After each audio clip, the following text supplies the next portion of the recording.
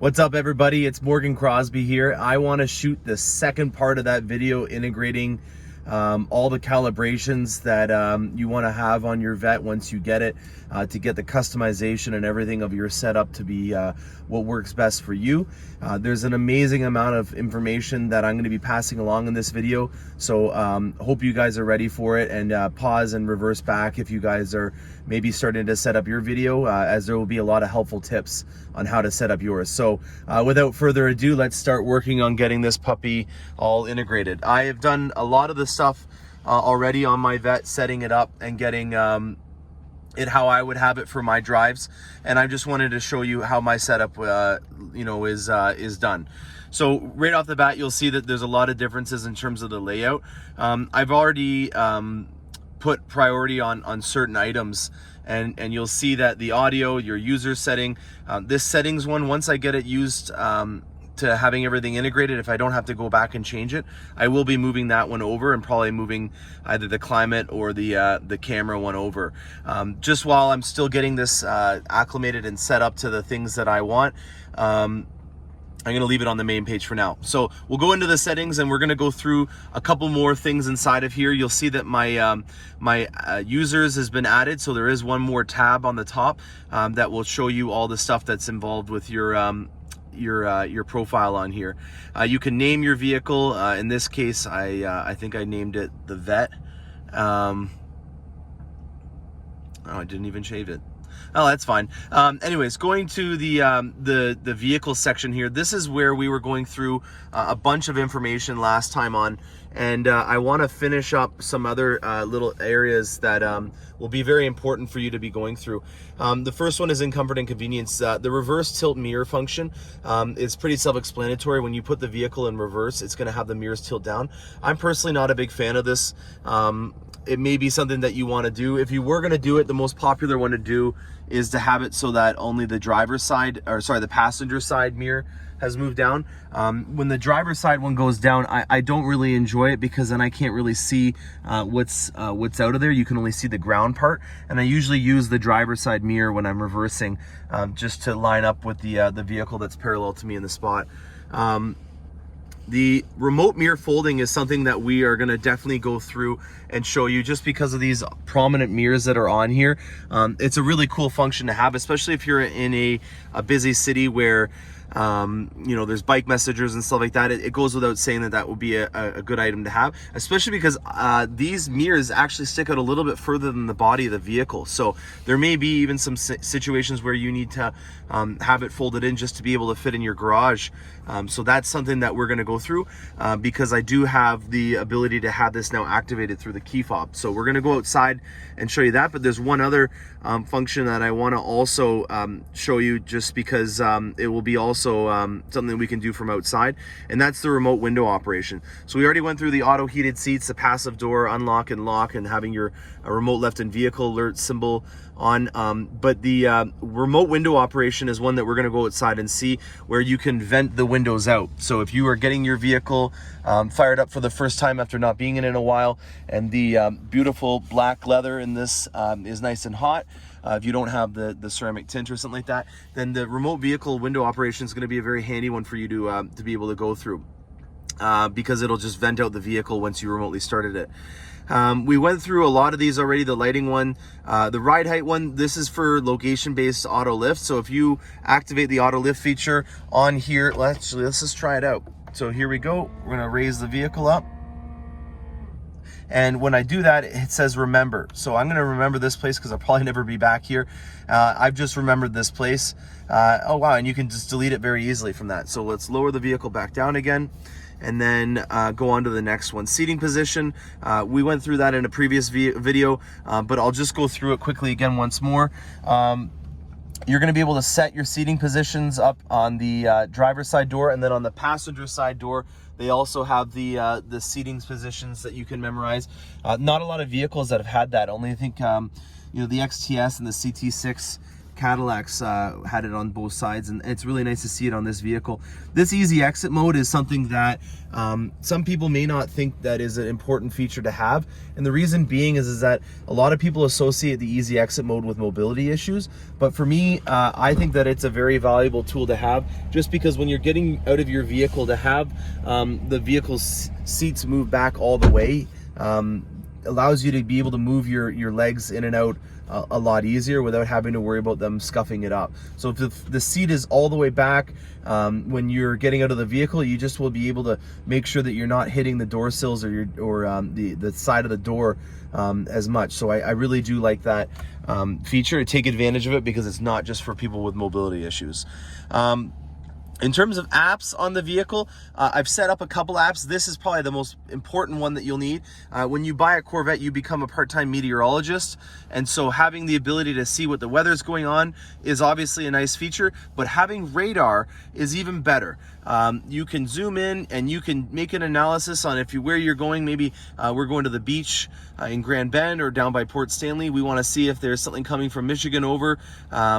This is going to be an amazing service that is offered on the vehicle without having to do much guesswork, and why that would be. You know, looking for rain if you're trying to take the top off is going to be an important thing. If you're one of those people that doesn't like to drive their Vette in the rain, then this is also going to be helping you out, and maybe knowing if it's better to go one route or the other depending on where the weather is going. So for me, for example, I could make the determination if I'm going to go to Port Stanley to a beach or Grand Bend. Or I can make a decision if I'm going to go through Sarnia to the border or to Detroit to the border in Windsor. So very cool, analysis of what maybe this could be used for. We're going to move on to some other apps now. I've moved over the My Chevrolet app. This is the integration that I was talking about in the drive along video with Phil yesterday. This is just an unbelievable asset to have. It's on your phone. So what I would suggest to a lot of people is, if they are just getting this vehicle and they're wanting to educate themselves, obviously take advantage of your sales rep or my videos.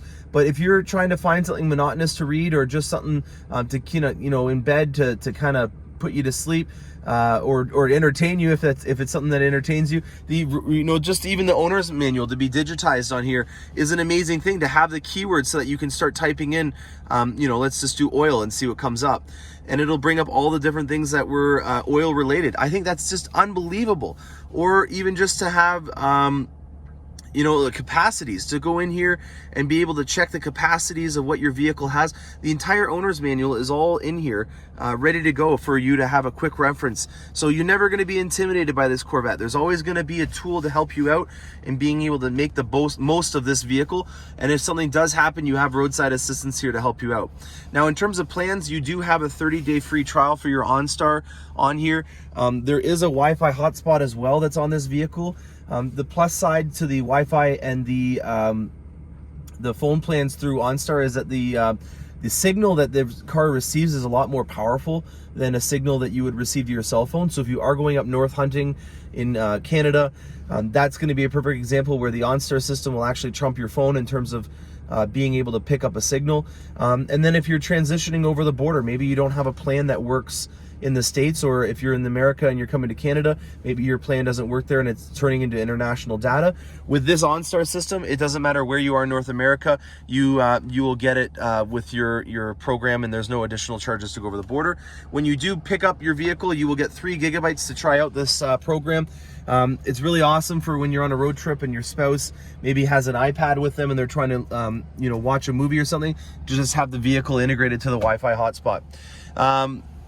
So some other apps that I've integrated onto the vehicle that I think are pretty important to have would be the audiobooks, just because if you're on a long road trip, maybe you have it in your phone as well to have your podcast, but the audiobooks is a nice one. If you are meeting up with some car friends, or maybe you're meeting up with someone at a mutual area, Glimpse is a cool app because it sends your location to them so that they can help out in navigating and finding out what your ETA will be without you having to call them all the time and tell them. It'll basically just show you on the map where you are. Also, in terms of navigation, I have set up the navigation through General Motors, and it is miles ahead of where the old one used to be. This has got things like predictive navigation, which means that depending on what time of the day, if maybe you always go to the gym around 5 o'clock on a weekday, it's going to automatically put the navigation in there for you. So predictive navigation is something that I'll do a follow-up video on. But in terms of integration and how this looks over the previous ones, I'm very impressed with this so far. We've gone through Apple CarPlay and Android Auto. The PDR recorder, I did shoot some videos in the 1080p and then also in the 420p, and in the other video I was talking about how I was going to change it up.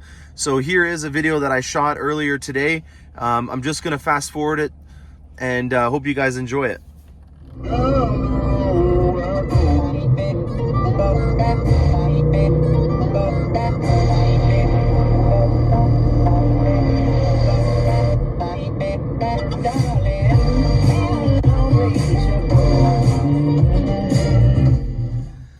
Wow.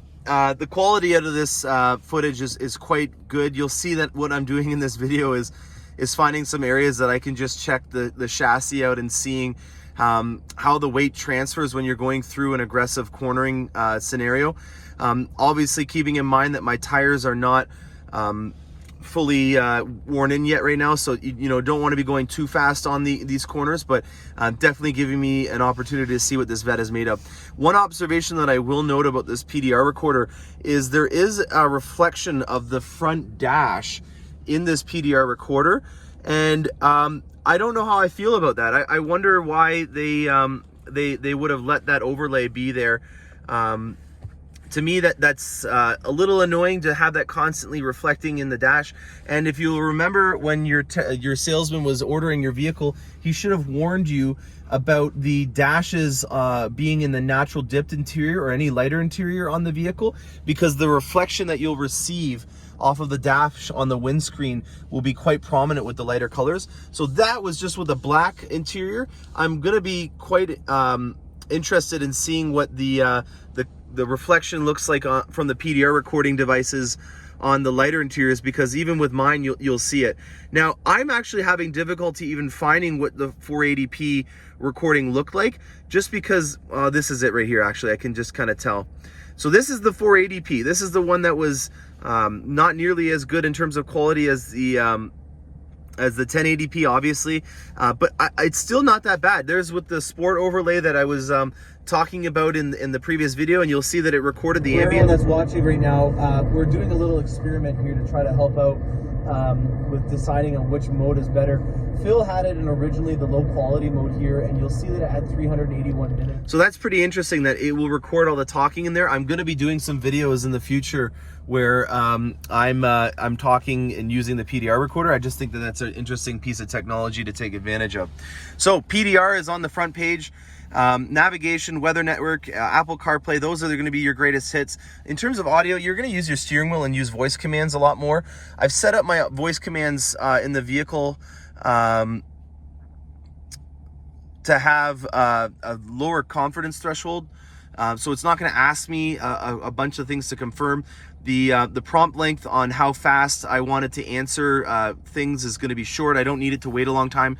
And then I want it to speak fast. I don't want to have to wait for it.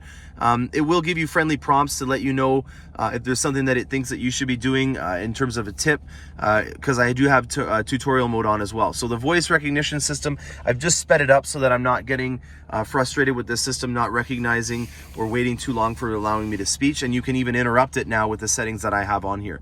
So we've gone through the voice recognition system. I've already calibrated my touchscreen display by pressing all the different buttons. The Wi-Fi, I haven't really set it up just yet because I don't really have a need for setting it up on my phone just now. We've gone through the personal settings, the vehicle settings, and then we've also downloaded the app. So I'm going to move on to this side now. And if you'll notice, when I change the mode, you'll see that the display screen also changes with it. And that's because there's different information that you're going to need depending on the mode. So in touring mode, things like your fuel economy are more interesting and important. Whereas if I'm in sport mode, you're going to want to see your G-forces and tran temp or oil temp on that one. And then on the track mode, you've got different pocket gauges as well, just to obviously go through giving you a lot more information on hand.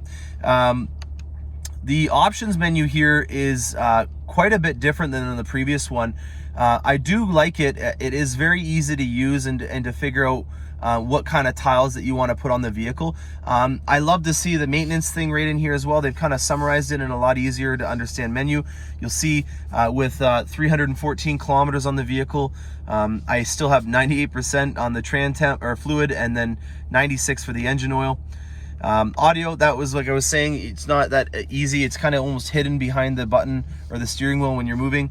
Your 0 to 60 timer, that's something that we're going to take advantage of once it's been broken in. And then you got your trip computers that I also quite like, having the drive cycle one, where it'll show you what you've done for that ignition cycle. So overall, very impressed with the layout of this vehicle. What I want to do now is get out of the vehicle and show you what I was talking about with the key fob being able to turn on the vehicle remotely, get your window operation set up, and also have the mirrors fold in. So I'm going to lock the vehicle up now. I'm going to hold down the lock button and you'll see that my mirrors have folded in. Now, this is what I would do if I was going to start up the vehicle on a nice day after you know, being inside and doing whatnot and getting out and ready to go for a drive. So I would double tap the center button to remotely start it, and then I would hold down the unlock button and the windows go down and the mirrors come out. That to me is one of the coolest things ever. And if you had a convertible, you can also do it from your key fob as well. That is just so cool to have the car, you know, warming the oil up, getting ready to go for your road trip, and not having to wait you know, for a little bit of time once you're driving it to be able to do that. If you can warm up your vehicle, get that oil nice and warm, that's just going to help out in making sure that the engine and the powertrain lasts a lot longer. Now, little sneak peek on what I'm going to be doing in some future videos. I want to spend some time in this area and looking at the water management on this. There's not a lot of information in the owner's manual about what to do in terms of maintenance and care. Obviously, you shouldn't power wash the engine bay directly on. There are symbols in there to tell you that. But I want to do some videos and seeing what happens when water is on the vehicle. So there is some rain that's in the forecast right now for us in London, Ontario. So we're going to see what it looks like when it rains on the vehicle, and we may even spray some water on top of it just to see where the water drains out. So I hope you enjoyed that video. Please hit the subscribe button and the bell notification to be notified when I send you new videos. I'm Morgan Crosby, and thanks for watching.